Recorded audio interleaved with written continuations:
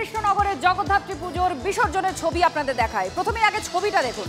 ছবি দেখুন এই মুহূর্তে কি চলছিল সেই সময়, সেই ছবি যা ভাইরাল হয়েছে এবং একই সঙ্গে এটা নিয়ে শুভেন্দু অধিকারী পুলিশকে তীব্র আক্রমণ করেছেন। এই ভিডিওটা পোস্ট করেছেন তিনি। এটা বিসর্জনের জন্য শোভাযাত্রা ছিল।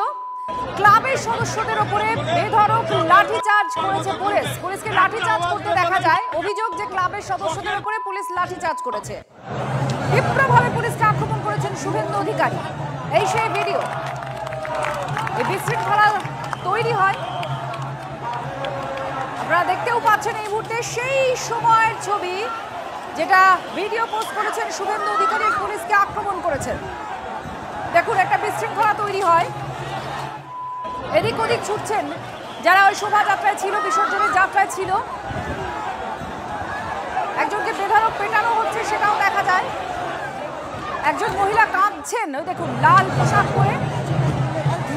পুলিশ এইভাবে চারিদিকে ছুটে যাচ্ছে লাঠি উঁচিয়ে, শুধু লাঠি উঁচিয়েও নয়, পুলিশকে লাঠি চালাতেও দেখা যায়। শুভেন্দু অধিকারী এই ভিডিও পোস্ট করে পুলিশের ভূমিকাকে রীতিমতো আক্রমণ করেছেন যে পুলিশ ব্যর্থ, এই অভিযোগ শুভেন্দু অধিকারী। মহাদেব আমাদের সঙ্গে রয়েছেন, আমাদের প্রতিনিধি। মহাদেব, কি হয়েছিল যে পুলিশকে নিশানা করছেন শুভেন্দু অধিকারী এই ভিডিওটি পোস্ট করে?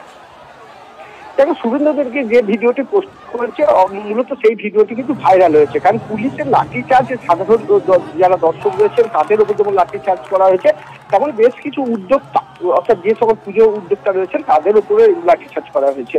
এবং এই ঘটনাকে কেন্দ্র করে কিন্তু রীতিমতো বিতর্কের ঝড় উঠতে শুরু করেছে এবং এলাকার মানুষ দাবি করছেন যে একটা কৃষ্ণনগরের ঐতিহ্যপূর্ণ যে জগদ্ধাত্রী পুজো, মূলত সেই জগদ্ধাত্রী পুজো ঘট ভাসান হয় সারাটা দিন ধরে এবং রাত্রি পর্যন্ত সেই ঘট ভাসান লক্ষ্য করা যায় এবং পরবর্তীকালে মধ্যে রাতে কিন্তু ঠাকুর বিসর্জন প্রক্রিয়া শুরু হয় এবং তখনই কিন্তু পুলিশের পক্ষ থেকে যারা উদ্যোক্তা রয়েছেন তাদেরকে লাঠিচার্জ করা হয়, কারণ পরের দিন সকাল পর্যন্ত এই বিসর্জন প্রক্রিয়া চলতে থাকে।